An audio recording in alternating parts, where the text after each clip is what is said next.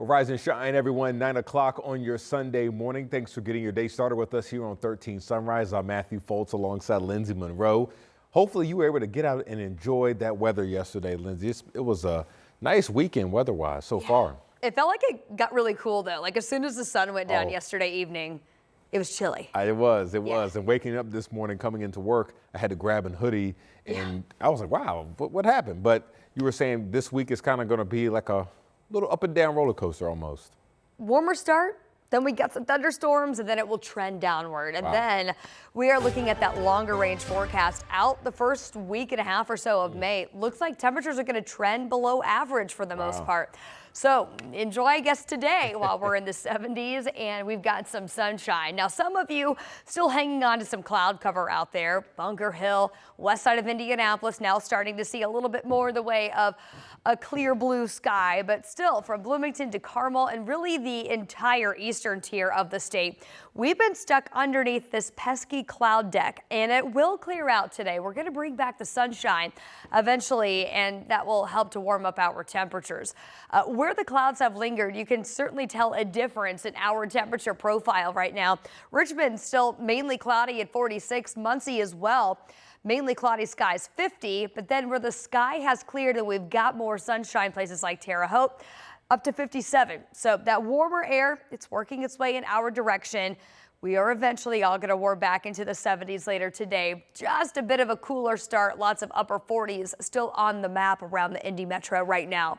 As the sky does clear, check out your temperature trend. By 3 o'clock today, we're headed to 71, likely headed back to 74. Mostly sunny later on this afternoon with everybody climbing back above our average high, which as of today jumps to 68. We're headed to 74 in Indy and 70 over in Richmond.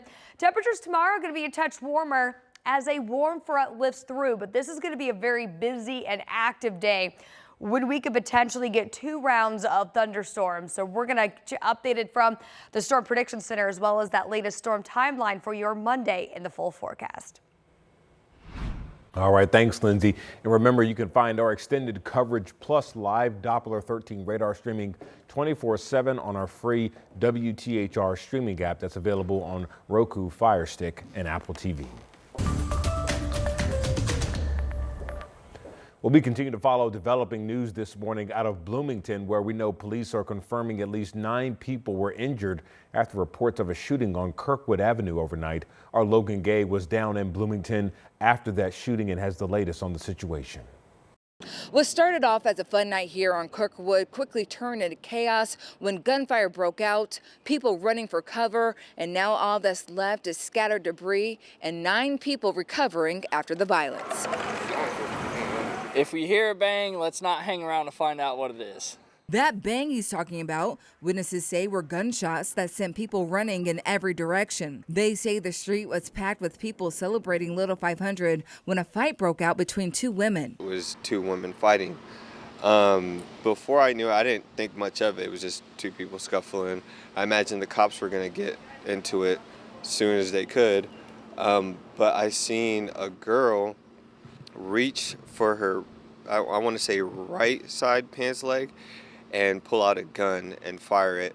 But by the time she reached for it, I was already running and gone, turned the other way. They start fighting. It's just big commotion. It's a group of people, and then shots went off. You know what I'm saying? And then I tell the guy, like, we got to get out of here, like, cause they shooting. Initially, I thought that maybe it could be fireworks or people just being scared in general, but at the same time, it's like this could be serious, so we might as well just be better safe than sorry. Bloomington police say 9 people were taken to the hospital. Investigators are still working to determine how many were hit by gunfire versus injured by fragments or the chaos that followed. For some, coming back to the scene has been difficult. It's very devastating, man, you know? Like, it's very sad seeing all these sad people, you know? It just breaks my heart. And as the city looks ahead to more events, safety is top of mind. I feel like we'll be all right. I think it was just a bad night. You know, some people get crazy sometimes, but I don't think it defines Bloomington. I feel like you used to get like a little more security, just checking everything, just making sure everything's safe, just so like something like that doesn't happen again. We're still working to learn more about what happened here outside of Nick's English hut and an update on the victim's injuries. In Bloomington, Logan Gay, 13 News. And this morning, we're also learning that the man police say opened fire outside of the White House Correspondents' Dinner is in police custody. The incident happened just before 9 o'clock last night. Authorities say the suspect is 31-year-old Cole Thomas Allen from California. We're told he was carrying a shotgun, handgun, and multiple knives. Jen Sullivan has the latest. Terrifying moments as shots rang out at the White House Correspondents' Dinner in Washington, D.C. Saturday night. President Donald Trump whisked off the stage by Secret Service. People inside the Washington Hilton Hotel ballroom scrambling to safety, ducking under tables. This was an event dedicated to freedom of speech that was supposed to bring together members of both parties with members of the press, and in a certain way it did.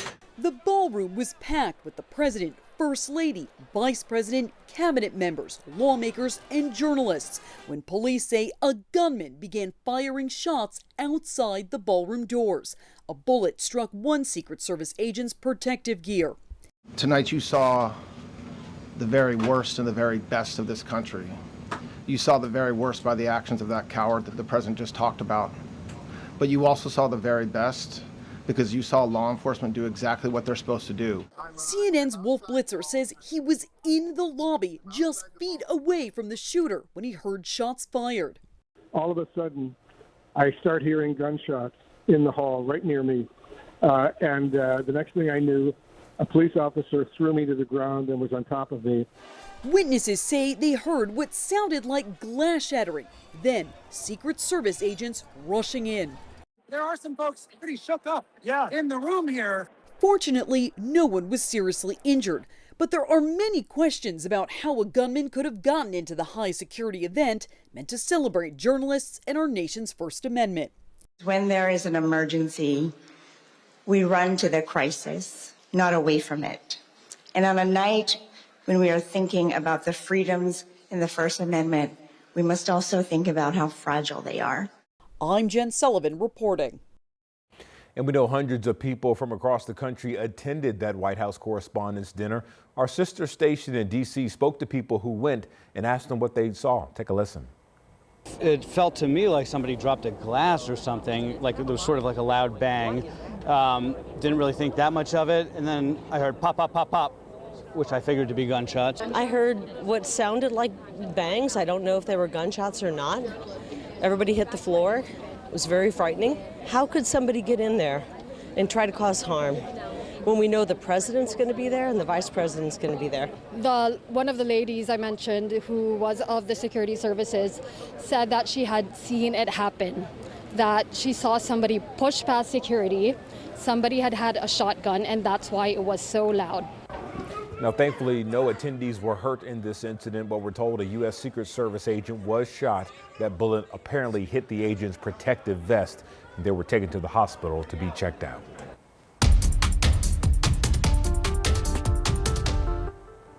This morning, we have an update on the man rescued from the Eagle Creek Reservoir on Friday. We now learned that he died at the hospital Saturday morning. And we're now hearing from his wife, devastated by this loss. Our Brandon Schaff got a chance to sit down with her as she shared more of her husband's efforts to help others. The wife of a man who tragically died in an incident here at the Eagle Creek Reservoir on Friday is doing what she can to honor her late husband and make sure that people remember him for the good that he tried to do throughout his life. Frederick Holmes devoted his time to helping others. He created Hands of Angels Outreach, helping homeless people by offering prayers, food, clothes, and information.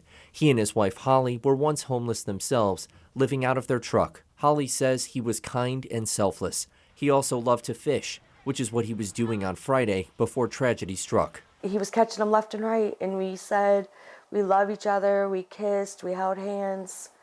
And that's when everything happened. He did something that he always done, and that was help people. Holly says it happened fast after someone's boat came loose on the dock. Once the guy realized that it was his boat, he tried to swim out to get it, but it was too far out. And That's when my husband jumped in the water and never came back.